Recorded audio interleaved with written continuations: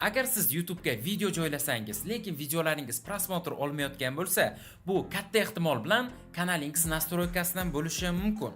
Ushbu videoda men sizlarga videongiz prosmotriga to'g'ridan-to'g'ri ta'sir qiluvchi xuddi shunday 5 ta nastroykani ko'rsataman.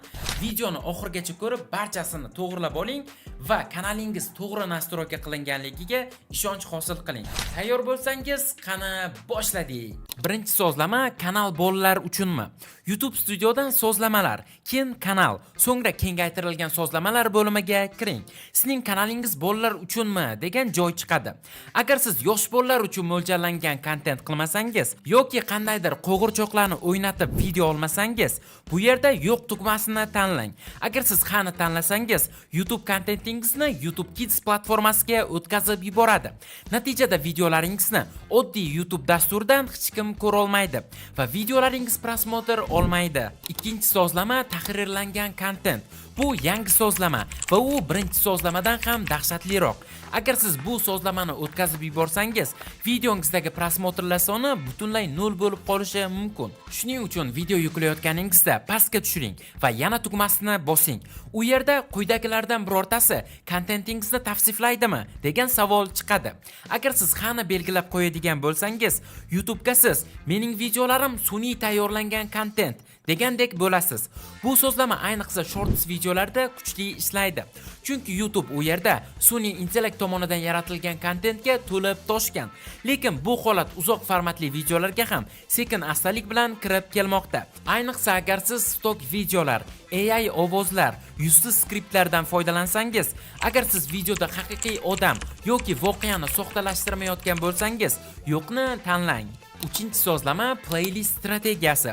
Hech e'tibor berganmisiz? Biror video ko'rayotganingizda yon tomondagi rekomendatsiyalarning hammasi bir kanalga tegishli bo'ladi. Bu shunchaki omad emas, bu aniq tuzilgan reja. YouTube Studiodan yangi playlist yarating. Odamlar bosishni istaydigan nom bering. Masalan, GTA 5 o'yinida hech kim o'tolmaydigan maxsus missiyalar yoki Robloxdagi eng g'alati 5 ta o'yin. Keyin o'sha playlistga eng yaxshi, o'zaro bog'liq bo'lgan videolaringizni qo'shing. Playlistni hammaga ochiq qilib belgilang.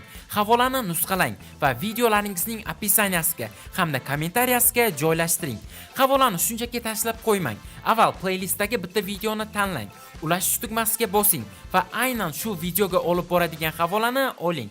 Shunda odamlar to'g'ridan-to'g'ri o'sha videodan boshlaydi va YouTube avtomatik tarzda boshqa videolaringizni ham ularga ko'rsatadi. Agar hali YouTube'da o'z kanalingizni ochmagan bo'lsangiz, bu ishni professional tarzda amalga oshirishingizni tavsiya qilaman. Chunki noto'g'ri ochilgan kanal hech qachon YouTube'da rivojlanmaydi. Agar bu borada sizga yordam kerak bo'ladigan bo'lsa, biz sizga yordam beramiz. Biz sizga noldan kanal ochib, unga unikal nom, professional banner avatarka, rekomendatsiyaga chiqadigan qilib kanalingizni sozlab beramiz. Bundan tashqari hozirda ko'pchilik duch kelayotgan raqam bilan tasdiqlash muammosini ham hal qilib beramiz. Kanal ochishga hoziroq buyurtma berish uchun ekrandagi manzilga yangi kanal so'zini yozing va biz sizga batafsil ma'lumotni yuboramiz. To'rtinchi sozlama end screen funksiyasi. Har bir videoda yakuniy lavha tugmasini bosing. Ko'pchilik bu yerda obuna bo'lish tugmasini qo'yib qo'yadi. Lekin siz endi professional kabi fikrlashingiz kerak. Shuning uchun obuna bo'lish o'rniga o'sha avval yaratgan playlistni tanlang. Nega? Chunki aynan o'sha playlistdagi birinchi video oxirgi sahifada chiqadi. U bosilganda esa avtomatik keyingi videoga o'tib ketadi.